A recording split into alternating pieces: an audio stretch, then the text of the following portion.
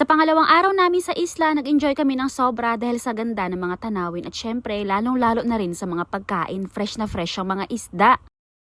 Pagkatapos nga namin kumain ng umagahan, nag-asikaso na rin kaagad kami dyan ng aming mga dadalhin sa resort at sumakay na nga rin kaagad kami ng bangka. Dalawang bangka pala dyan yung sinakyan namin kasi kung iisang bangka lang yung gagamitin namin, hindi kami kakasya lahat. Nasa bangka pa nga lang kami dyan na nag-i-enjoy na talaga kami ng sobra kasi ang ganda talaga ng mga tanawin. Tumagal din siguro kami dyan ng mga isang oras na nagbabiyahe sa bangka pero siguro kung hindi masyadong maalon kanina, baka mas maaga pa kami na nakarating. Pagkarating nga namin dito sa resort, eto kaagad yung bumungad sa amin, napakagandang tanawin. At saka wala pa gaanong tao kasi maaga pa talaga nung pumunta kami dito. Yung mga pagkain pala namin na dala-dala dito ay lulutuin pa. Kaya pagkarating namin ay eto kaagad yung inasikaso ko. Hindi ko nga alam kung ano ba ang tawag sa isda na to pero para siyang dalag sa ilog. Yung iba nga mga isda na lulutuin namin ngayon dito ay nahuli pa kagabi. Nag-abang kasi kami kagabi ng mga naglalambat at eto nga yung mga nabili namin. Iba't ibang klase nga ng mga isda yung mga nahuli nila dyan at hindi ko nga alam kung anong tawag sa mga yan. At eto naman pala mga nasa timba na to, hindi na bininta sa amin yan. Binigay na laang. At bukod pa nga dun sa mga binigay nila ay namili din kami ng 4 na kilo na iba't ibang klase din ng isda. Ang benta pala nila sa amin ay 120 pesos per kilo. Iba't ibang klase yun ng isda pero ang presyo ay iisa lang, 120 pesos lang. At eto nga mga una kong lilinisin ngayon dito sa may tabing dagat, eto yung mga binigay sa amin. Hindi ko alam kung ano ba talaga ang tawag sa isda na to pero sabi nila ay masarap daw kung iihawin. Ang tinanggal ko nga lang dyan ay yung kanyang mga bituka. Hindi ko na kinaliskisan pa kasi ang luto naman ay inihaw. Tuwan-tuwa nga ako dyan habang naglilinis ng isda kasi nakatampisaw ako dito sa tubig. Halos purong isda lang pala dito yung daladala namin ng mga pagkain. Gusto man namin magdala ng karne kaya lang wala kaming mabilhan kanina. At bukod din pala dun sa mga isda na binili namin kagabi, kaninang madaling araw ay naglambat pa sila at ang mga nahuli nga ay mga tulingan. Naparami nga yung isda na baon-baon namin dito. Hindi naman pwede na hindi lutuin kaagad kasi wala kaming daladala ng mga yelo. Hindi na masarap to kapag ka nabilasa na kaya dapat lutuin na rin kaagad. At ang luto nga na gagawin namin sa mga isda na to ay sinigang at saka mga inihaw. Nakapagsaing na rin pala kami kaninang umaga bago pumunta dito at ang lulutuin na nga lang talaga namin ngayon ay mga uulamin. Sinalang ko na rin pala dyan yung niluluto ko na sinigang at habang nag-iihaw-ihaw nga kami dyan na hindi naman ganun kalakas yung apoy ay nagpapahangin-pahangin nga muna kami dito sa may gilid ng dagat. Hindi naman kami ganun karami lahat na pumunta dito kaya siguradong hindi namin kayang ubusin lahat itong mga niluto na mga inihaw. At nung mga bandang 11:30 na nga dyan ng tanghali, isa ka lang kami dyan natapos na ihawin lahat ng mga isda. Meron din palang binigay sa amin na isang piraso na karatungan na isda. Ito yung isda na matinik at inihaw na nga lang din ang ginawa kong luto. Pagkahango